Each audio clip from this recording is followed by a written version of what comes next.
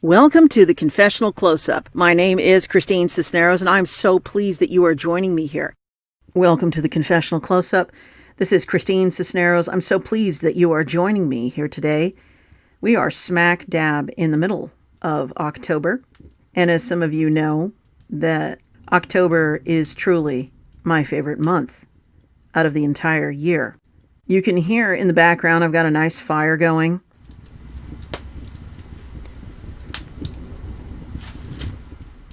I'm in my record room, of which I hold several thousand LPs, 45s, and I even have thousands of cassettes and compact discs, of course. But this is my record room. This is the music room. And I have a nice little fireplace in here.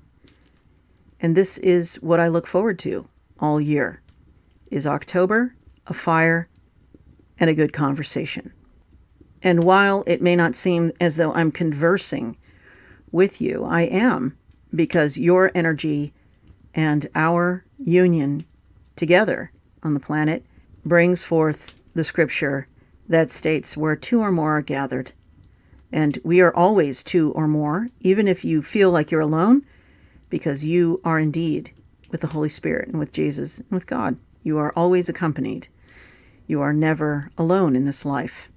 And so this conversation, these conversations that I leave to the world in little capsules that I consider to be time capsules of these pieces that I put together, are the legacy of what I've experienced, what I've learned, wisdom that has been passed along to me, and the wishes that go with each one to be of assistance to you, no matter when you hear this, and to bring some comfort to you as you walk this world. The name of today's piece is Plainsong, The Artifice and the Genuine. There's actually a song called Plainsong by The Cure. I've always felt that The Cure really does come into play with days like this, with the rain and a warm fire and being in your setting that you feel that you are in your element. The lyrics to this song are, I think it's dark and it looks like rain, you said, and the wind is blowing like it's the end of the world, you said, and it's so cold. It's like the cold if you were dead. And then you smiled for a second. I think I'm old and I'm feeling pain, you said, and it's all running out like it's the end of the world, you said, and it's so cold. It's like the cold if you were dead. And you smiled for a second. Sometimes you make me feel like I'm living at the edge of the world, like I'm living at the edge of the world. It's just the way I smile, you said. I've often thought about how nice it would be to be able to make music, to write music. I mean, I do write lyrics, but to be able to actually create music. And though this has often been something that I suppose I could have pursued and learned, and possibly will. My life isn't over. What I know is that skilled listening is incredibly important. It is the other side of all the art that's produced. And I've spent much of my life listening to music and sneaking in music at night when I'm supposed to be asleep in bed as a kid. There are many times when I have gone over lyrics again and again to try and unlock the meaning of what some of these words represent and what they mean to the artist. Some of the revelations along the way were incredible when I would see lyrics or hear things that I could relate to, when I realized that all the people that are in this room, represented by vinyl, that all of these people decided that it was worth their time, it was worth their while to record and to put down exactly what they were feeling about certain things, and to leave that for us like little capsules as well. This has always impressed me, but it's also something that I have found to be incredibly important as I get older. And I also know that some of the lyrics that I was able to ascertain a thing or two when I was younger are actually now taking on all kinds of new meanings for me. and I think the world. There are some riddles in these lyrics that I think weren't even quite possibly available or clear or even revelatory for the artists themselves, as they seem to be somewhat of prophecies to speak about what could happen and the depth of the complexity that is felt when one is on the precipice of seeing just how deep the canyon might possibly go. I've had several conversations with others about how this doesn't really feel like a holiday season. It doesn't feel as though that the holidays coming up are going to be the same as they've always been, or at least to some degree as exciting or promising as they've been in the past. And as my birthday is in a couple of weeks on Halloween, I always look forward to October as the first real holiday of fall that also represents my first visions of the world as I came to it. As we've all probably noticed, this year is very different than any other year that we've lived. Very different. Not just in what is in this particular year of 2020, but to the degree that the difference has taken place. And sometimes I do think about how I have longed for or been melancholic about how things used to be, and the memories I have of the good times and the weathered times with others that have led to a certain pride or at least celebration of making it through those and having more of that which we all desire, which is the communion with each other.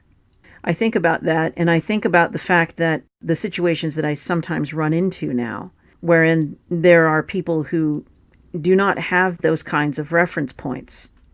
I've had conversations with young people who are looking forward to something but are not quite sure what that's supposed to look like. And in a sense, that's good, because the expectation of replaying things over and over is certain stagnancy to some degree.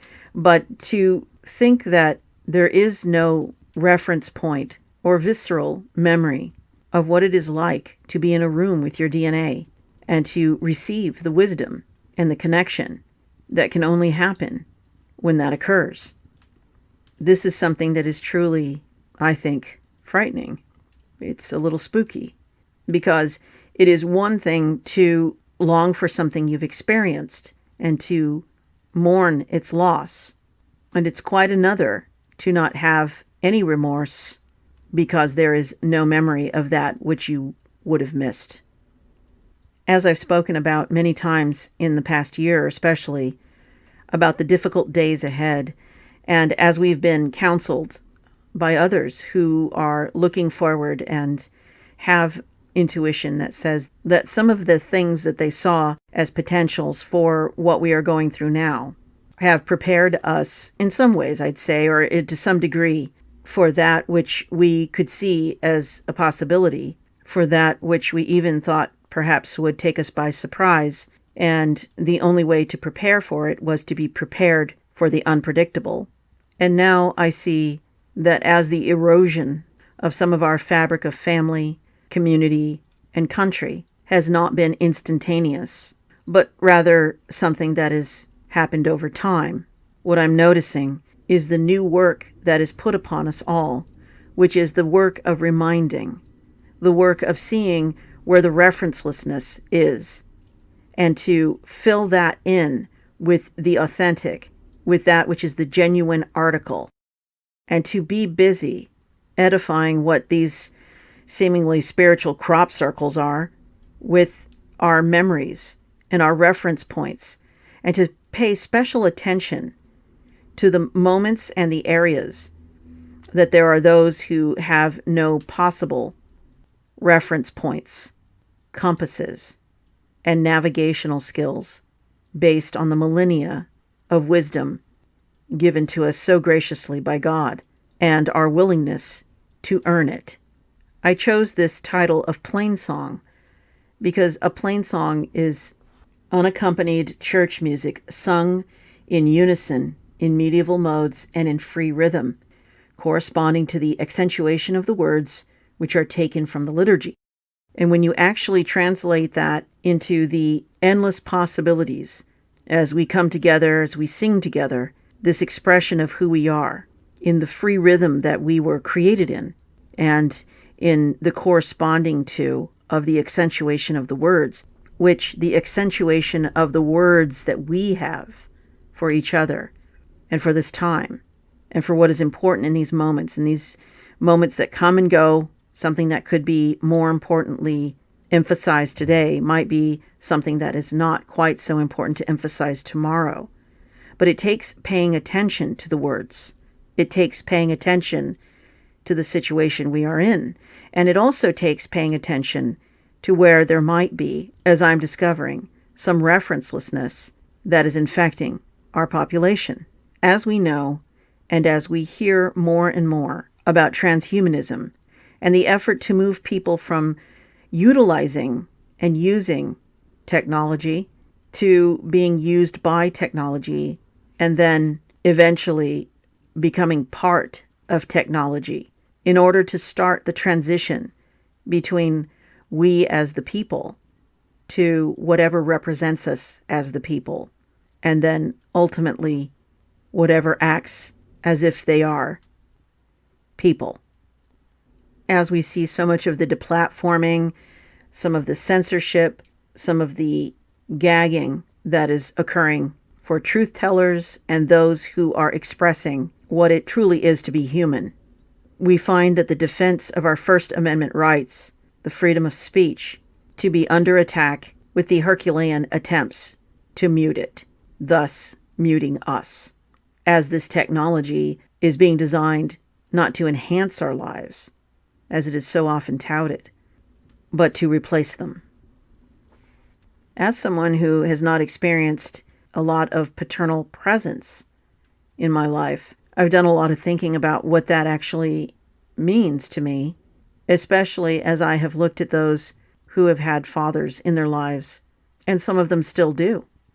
And I don't mean the representation of a father. As we've all learned in the 60s, when the welfare program simultaneously occurred with the rolling out of Planned Parenthood, which was meant to, in Sanger's manifesto, eradicate a good portion of the poor black population, particularly in urban settings. And as welfare became something that was regarded eventually as the replacement of the income of the father, what we have seen since that point is a bankrupting, not only monetarily, but on a very deep spiritual, mental, emotional, and physical combination of levels, unprecedented in our history. So as we see the loosening, or the attempt to loosen the Constitution, to weaken, really, the Constitution in our country, what we also see is the attempt to weaken and loosen the Constitution of the family through the employment, or shall I say unemployment, and the artificial inflation of a quality of life that will always be substandard to that which, when left to its own devices, might have the free expression of a Plainsong and the depth of what those words mean to each and every life. This forgotten pain of what it is to be together, to have suffered together, and to have come through situations, tragedies, and moments of celebration together. The attempt to replace all of that, and the graph of what measures valleys and mountains with that which is a flatlining, indicating death before death, not just of individual lives, but eventually of entire families and societies and countries and the world. As I have learned lately more about maritime law and how that has been used as a weapon against the fabric of who we are and how we see ourselves, we start thinking about things like our birth certificates, our marriage certificates, our death certificates, our divorce certificates, certificates for everything, licenses for everything, marriage license, property license, the fact that we have a doctor, someone who is going to deliver the baby, deliver it, and the doctor, when you come into doc, you are not grounded, you are not part of the creation of God, because you are free floating. This lie has been said for so long that as the implementation of it became very clear through Leviathan government, what we see is the disinheritance attempts for not just humanity of monetary means, which is just a system of control to create slaves and to discard those who can no longer be effective slaves, but as a mechanism to be self-administered and actually sought after in different facets of our society.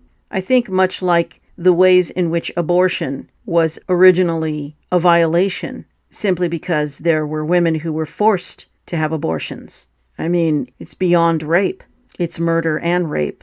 And in some ways, I think a spiritual raping and murder of the person left behind with the memories of that. That these maritime laws that were put into place to keep us in this perpetual idea that we are ungrounded, that we have nothing to tether to, that we have nothing to rely upon, that these ways in which we are controlled and conditioned and maintained are really to be sought after, that the grace of God comes through government, that the grace of God comes through nonprofit organizations and things that will help you because you need their help, not the realization of how you are not helpless. It took generations for it to get to this point where people not only willingly gave up their birthright, much like Jacob and Esau, where Esau gave up his right to be the firstborn for a bowl of stew, which seems insipid, absolutely ridiculous. However, what happens when you don't even get a bowl of stew and you're giving up your right as a natural person? Not a corporation, not a corpse, and definitely not a commodity. We haven't even broached the subject of those who are taken off the conveyor belt as imperfect fruit or produce or animals to be discarded, as the liability of their handling, their feeding, their maintaining, and even their trade value in commerce would not equal the energy it would take and the dollars it would take to foster them. This is not a time to be mistaking what is evil. And I think we're entering a time when it is going to be very hard to mistake what is evil, when we find that people do not want to look at what is right in front of them and is staring back at them as evil. We know that it is not a situation where the person is actually created with stupidity. That would be simple enough to accept. Instead, it is a situation where the person has been rendered ignorant to their own freedom, free will, and liberty by way of a system of penalties and rewards. This is much like an elephant in the circus that has a tiny piece of twine tying its enormous trunk to a stick that could be broken in a moment by its giant foot.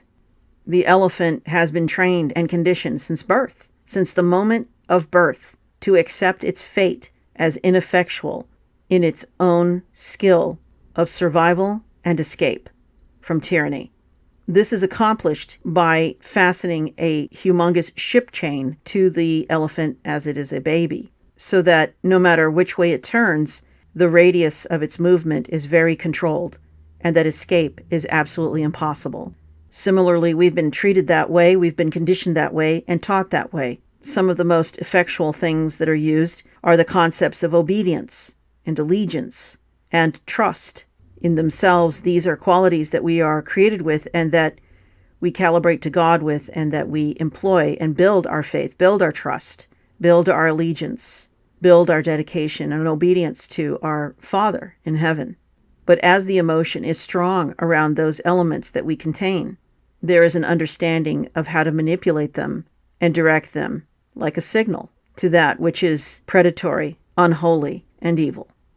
These may sound like very strong words about what we employ our emotions with and what we employ our hearts with, but to ignore these possibilities as truths is to not only be compliant with this agenda, but to indeed assist in perpetuating the agenda to the point where there is no point of reference in the future that we may refer to in order to reset our behavior to that which we truly are. As we enter this time of the election and the choices that we will make for our future, because it may seem like we're just making one choice on who to elect and who to leave behind, but really what we're choosing in that moment are the series of choices that will be available to us in the future.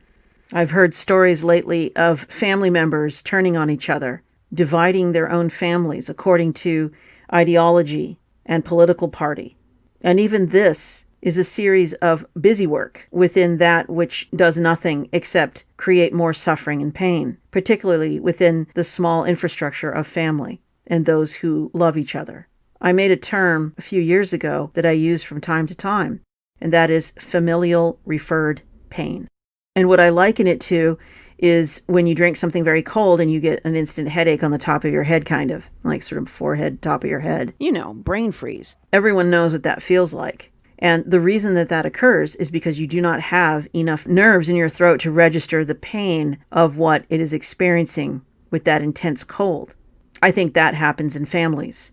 When there are those who are traumatized, perhaps by situation, event, or just the truth, there is a tendency to send that pain somewhere else in the family, just as your body will send it somewhere else within its members of its own body. And so when you are trying to chase after this pain, when you rub your head instead of deal with your throat, you are going somewhere that is the symptom, but not the cause. And we find ourselves in moments where we are reacting to, where we experience the pain, rather than responding to where the pain has originated and where there is a call for love.